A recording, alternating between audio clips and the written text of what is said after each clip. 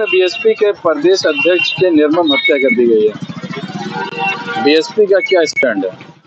इसकी हम लोग निंदा करते हैं और इस जो घटना हुई है बस इतना ही कहा जाएगा कि बहन जी का जो आदेश होगा इस हत्या पर हम लोग उस अनुसार उत्तर प्रदेश नहीं पूरे भारत में कार्रवाई करने के लिए तत्पर रहेंगे। दिन रात हम लोग कोशिश करते रहेंगे। इस हत्या पे बीएसपी ने 1 करोड़ रुपए का मुआवजा का डिमांड किया है। सरकार को इस पर तत्काल 1 करोड़ रुपया भारत सरकार को देना चाहिए और उस प्रदेश की सरकार को देना चाहिए। हम लोग भी यहाँ से बहुजन समाज पार्टी के कार्यकर्ता चंदा लगा करके हम जहाँ पीड़ित परिवार के लोगों को भेजने का काम करेंगे। या तो सही है, बहुत अच्छा काम है। ये क्या तमिलनाडु सरकार की चूक नहीं है? एक बड़े लीडर का प्रदेश अध्यक्ष का निर्मम हत्या हो जाना, इससे बड़ा निंदनीय काम क्या है? किसी भी गवर्नमेंट में किसी भी प्रदेश का कोई भी पदाधिकारी हो, किसी भी दल का हो, अगर उसकी हत्या होती है तो निश्चय ही उस प्रदेश की समझे अच्छी बात नहीं है, उसकी नाकाबिलियत है वो, जिसकी की हम निंदा करते हैं और इस घटना की उच्च स्तरीय जांच की मांग करते हैं।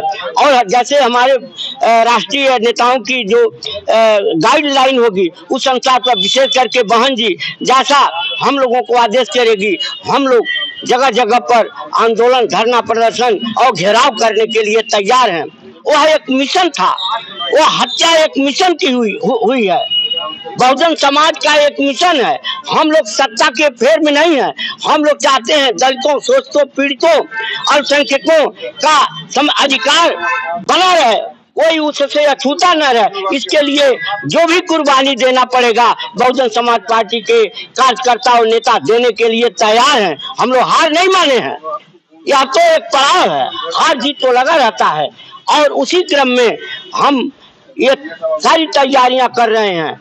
यह ऐसे घबराने वाले बहुजन समाज पार्टी के कार्यकर्ता जरा सा भी चेहरे पर हम लोग को शिकन देखते हैं, कतई नहीं। हम लोग फिर अपनी अगली लड़ाई के लिए तैयारी शुरू कर दिए हैं। हाथरस में एक घटना हुई जिसमें 123 लोग मारे गए। बीएसपी का क्या रुख है, क्या रवैया, क्या कहना बीएसपी का? ये बताइए, उन पीड़ित परिवारों के प्रति गहरी संवेदना है, बड़ा दुख हुआ है और सरकार से बहुजन समाज पार्टी के लोग मुआवजे की मांग कर रहे हैं। 5-5 लाख रुपए की मांग हो रही है। घटना की निंदा किया जा रहा है और पीड़ित परिवारों को, सरकार को चाहिए कि अधिक से अधिक सुविधा दे करके उनके आंसू को पोंछा जाए, उनके चेहरे पर मुस्कान लाया जाए। बहुत दुखद घटना है, बहुत इससे बड़ा कांड तो कोई हो नहीं सकता है। हम लोग बहुजन समाज के लोग इस घटना के प्रति जो लोग पीड़ित हैं, जो लोग दुखी हैं, जो लोग जिनके घर मृत्यु हो गई है, जाकर के सांत्वना देने का काम कर रहे हैं। क्या एक जान की कीमत 5 लाख है? कांग्रेस ने डिमांड किया है 50 लाख रुपया और एक सरकारी नौकरी उनके आश्रित को। आप सिर्फ 5 लाख की बात कर रहे हैं। देखिए, डिमांड तो भाई कोई किया जा सकता है, लेकिन ऐसी डिमांड होनी चाहिए कि उसके पूरे होने की संभावना भी हो। मांग तो 5 लाख पूरे होने की संभावना है, जबकि 5 लाख पूरा तो गवर्नमेंट तो 2 ही लाख किया है जी। लेकिन नौकरी की बात सही है, नौकरी देना चाहिए। उन लोगों की समस्याओं को समझ करके उसके निदान पर प्रयास करना चाहिए। रुपया तो बहुत वरना काफी है वो, लेकिन फिर भी मान लिया सर स्टेट गवर्नमेंट इस हालत में है कि नहीं है, ये भी तो देखना है। लेकिन सहानुभूति उनके साथ है, उनकी सुविधाएं मिलना चाहिए। जितनी भी सरकार की योजनाएं हैं उसे उनको आच्छादित करना चाहिए, उनके घर के लोगों को नौकरी देना चाहिए, उनके लोगों की सुरक्षा करना चाहिए।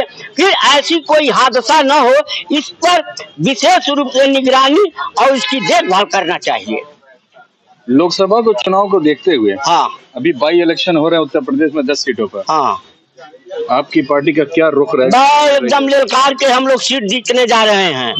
जैसे लोकसभा में जीता है आपने।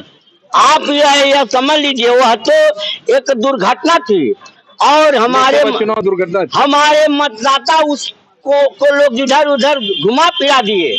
क्यों? क्या बताइए, संविधान खतरे में है।